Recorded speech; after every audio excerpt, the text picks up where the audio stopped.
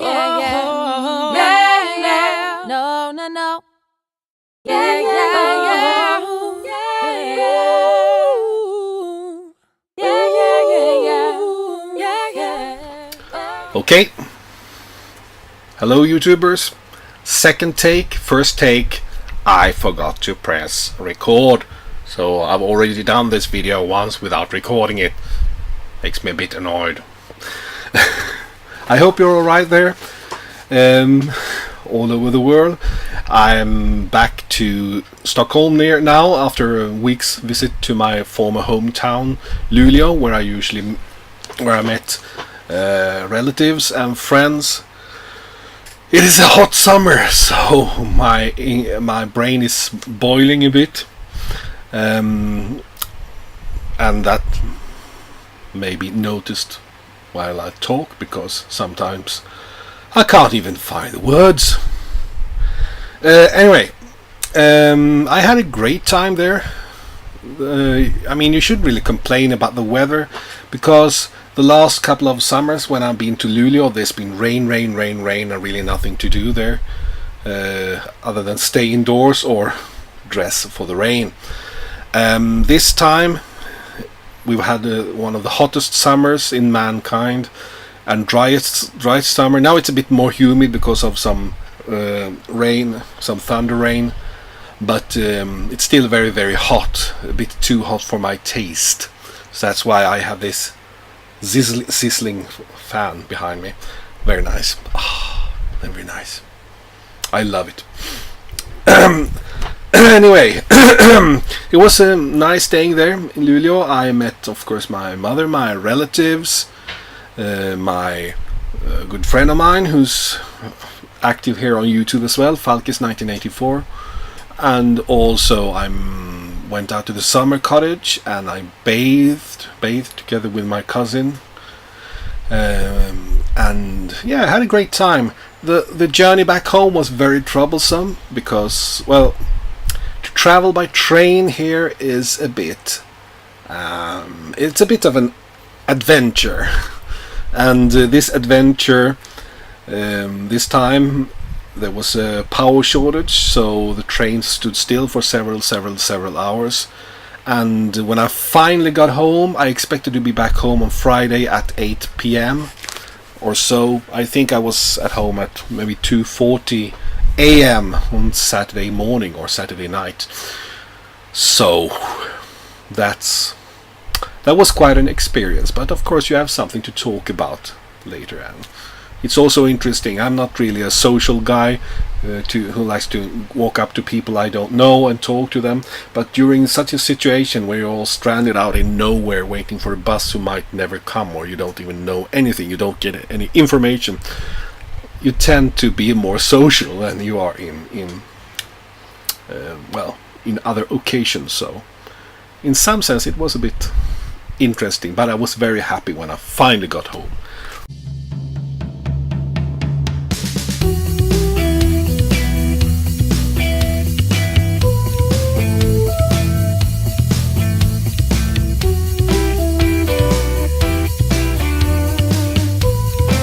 Anyway, one of the things I also did in Luleå was to purchase some vinyl records.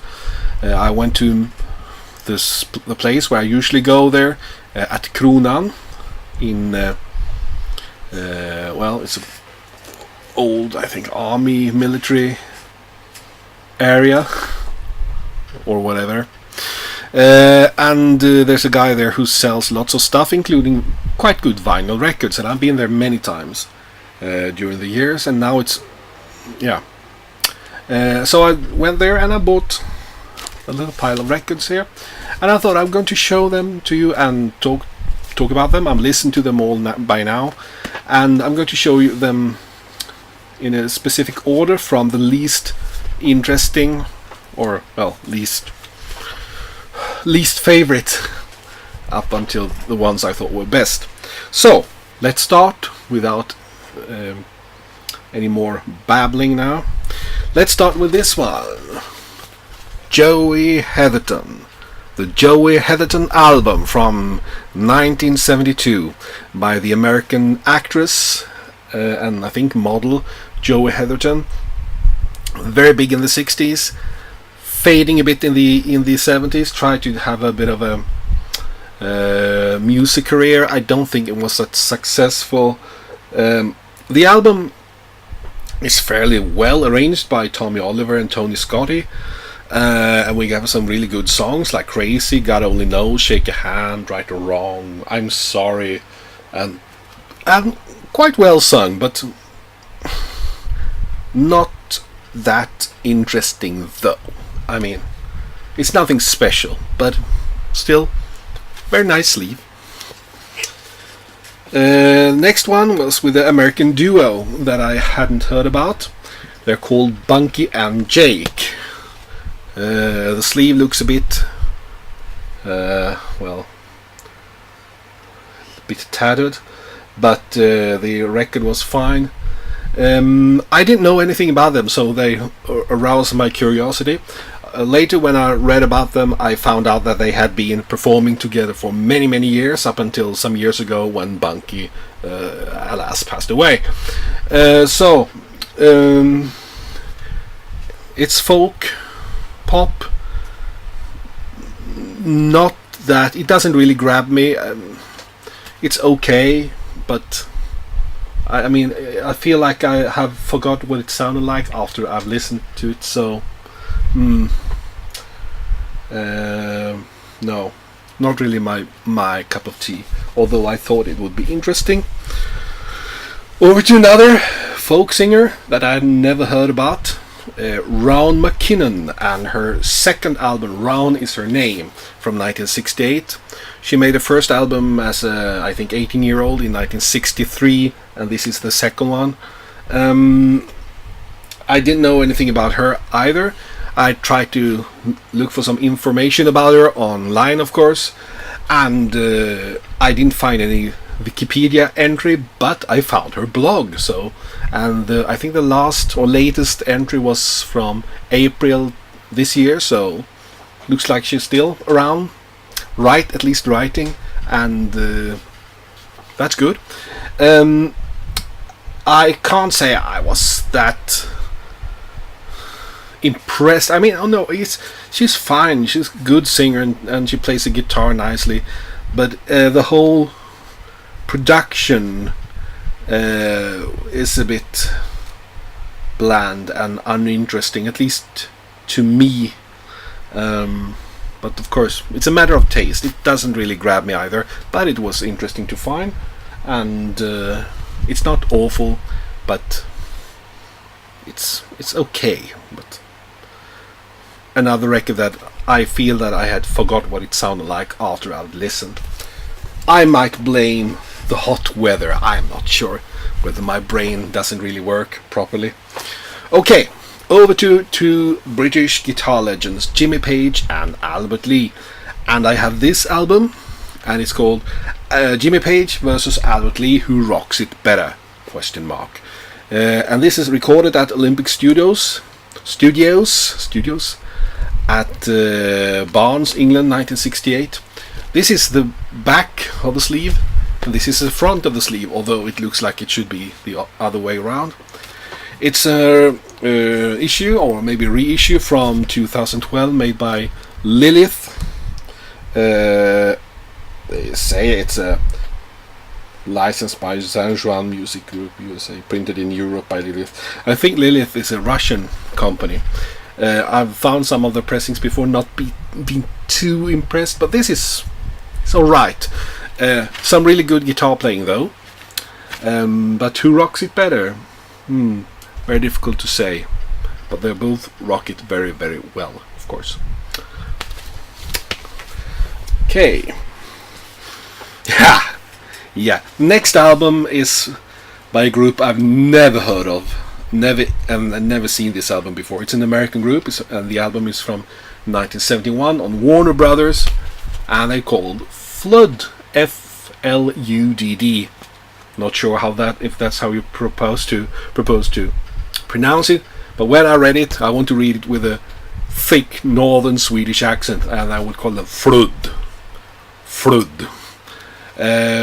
Very competent. Or again, not amazing in any sense, but competent country rock, and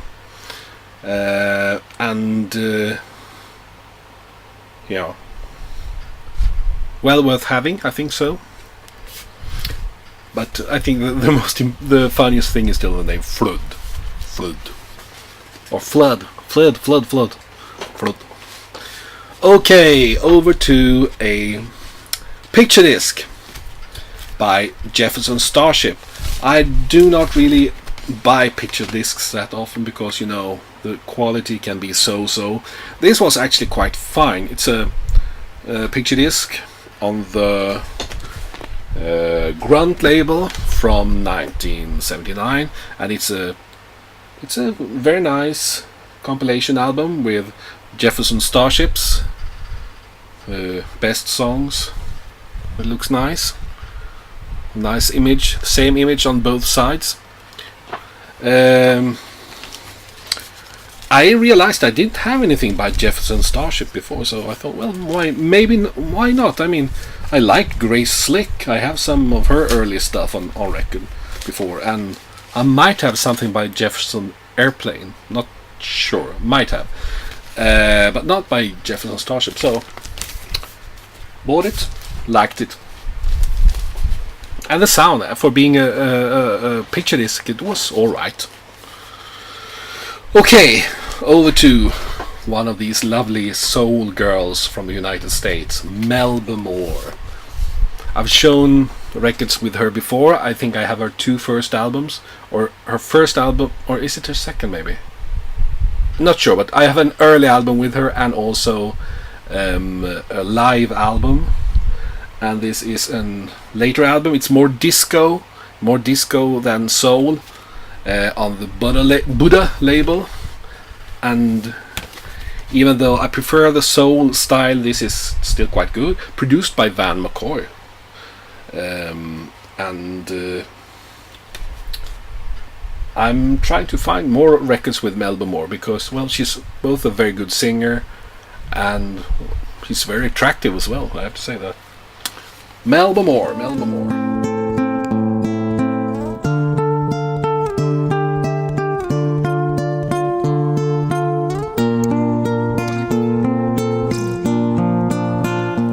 Okay, whenever I go to Uppsala and shop for records, I try to find at least one record with Uppsala connection. And it's the same when I go up to northern Sweden. I try to find one record that I don't have that has some sort of connection to that part of Sweden. And that's the main reason why I bought this one. There was a 60s band in Sweden called The Shanes. They came from Kiruna, way up in northern Sweden. And when they had their breakthrough, they moved down to Stockholm and had a very successful career. First as a rhythm and blues rock band, and then they turned into more of a 60s beat pop band. And in the late 70s, they had a revival and they made 2 or 3 albums. And then in the late 80s, they had another revival and made some more records. Not sure if they are still playing today though. They're getting on a bit now. This is their first, I think it is their first revival album from 1979 on the Marion label. The Shanes Revival, 60-talet i nya spår, the 60s in new tracks. And we have both some of their old 60s songs, 60s hits, and also some other famous 60s songs like Go Back to Daddy, Sealed with a Kiss, but also some of the hits that they had back then, like Haramia, Chris Craft Number 9, High Lily High Low, Can I Trust You?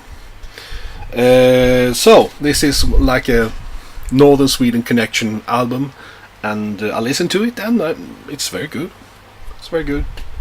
It's not amazing, but it's still very good, and I kind of like them. Like a proud northerner being proud of the most successful and famous 60s band back then.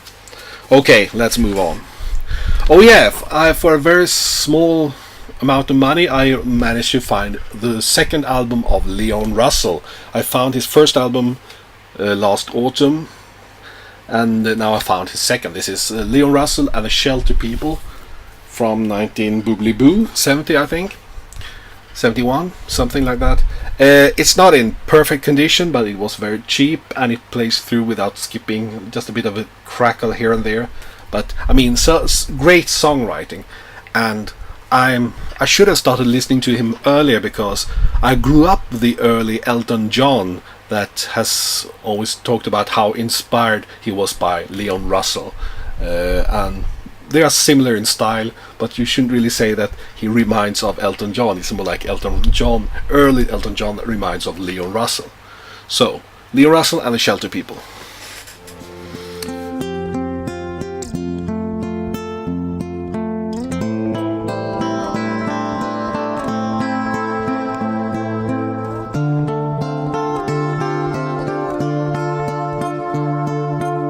Whew. Okay. Over to a 45 RPM limited edition direct to disc recording with an ensemble called San Francisco Limited. Well, it's Terry Garthwaite on vocals, Robert Earl Scott on drums, Philip Smith on saxophones and reeds, Brian Atkinson on trumpet, and many others. This is like a direct-to-disc recording. It means that it has a very clear and lovely sound, especially when you play it here on 45, as you should. And it's on lovely white vinyl, as you can see. And it's a quite good mix between Latin jazz and old New Orleans style jazz, and also a bit more like mambo jazz, and they even have a cover of I'll Be Your Baby Tonight by Bob Dylan. So we have 6 tracks, and they are very mixed, but very good, all of them. Right, then another nice reissue, and this is a mono reissue of Vanilla Fudge from late 60s, I think, 67. This is a reissue from 2017, so it's almost new, and on vanilla white vinyl, as you can see.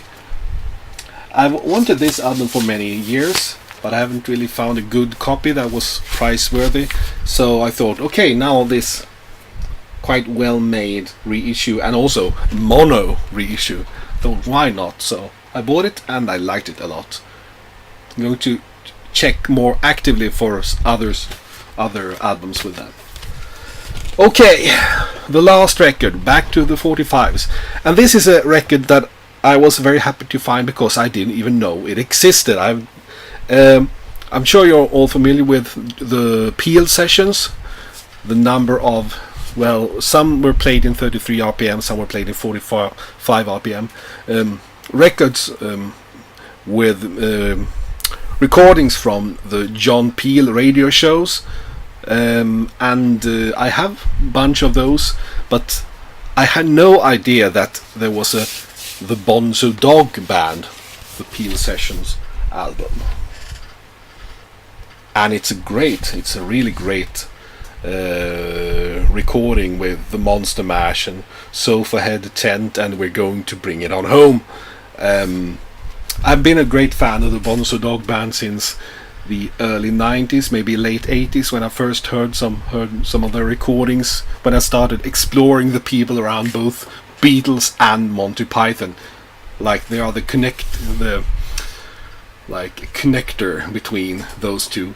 And I have all their original albums, of course, and some compilation albums too, but this one I didn't know it existed. But it was recorded in the summer of 69, transmitted the first time in August 69, but this is a issue from 1987 on the Strange Fruit label, like all the other the Peel Sessions albums, and very happy to find it, and it sounded great. So, well, that was the best purchase on my Luleå trip. Right, time to sweat on here and enjoy the last weeks of the summer before it's time to work again. I'll start working on August 13th for a new employer. It will be very interesting and exciting to see how it goes and what happens. For now, all of those who have been able to watch this whole clip, well done. No, I'm going to say thank you for watching. If you haven't subscribed earlier, feel free to subscribe. If you liked it, hit the like button. I'm just like all the other YouTubers now. I keep on forgetting to mention those stuff because I think it goes without saying. If you like something, you like. Right. Have I anything more to say? No, I haven't. Thank you for watching, and toodaloo, bye bye, see you soon again.